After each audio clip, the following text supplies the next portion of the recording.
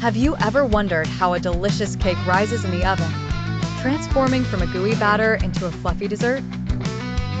That magic is the result of a chemical reaction, an exciting process where substances called reactants transform into new materials or products.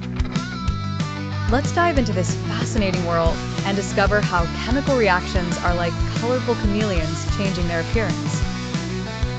Chemical reactions occur all around us, every day, and they are crucial to our lives. They can be as simple as mixing baking soda with vinegar to create a fizzy explosion, or as complex as the photosynthesis plants perform to make their food. The story of chemical reactions begins at the atomic level. Imagine atoms as tiny building blocks, like those in a Lego set. These blocks can link together in various ways to build different things. In a chemical reaction, these atomic building blocks rearrange themselves to form something new.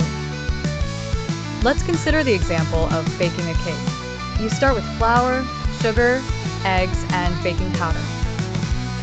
When you mix these ingredients and add heat, a series of chemical reactions occur.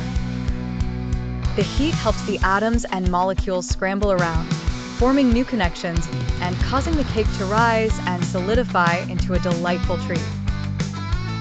However, for a chemical reaction to happen, we often need an energy boost, like turning on the oven or adding a spark. This is known as activation energy, much like how a car needs a key twist to start. A catalyst can also help speed up a chemical reaction without being used up, like a secret helper making the process quicker and smoother. Chemical reactions can produce noticeable signs. You might see a change in color, get a whiff of a new smell, feel the warmth of released energy, or watch as bubbles form gas.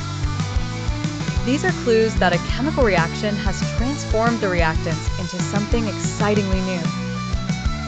One amazing chemical reaction is when hydrogen and oxygen join together to make water.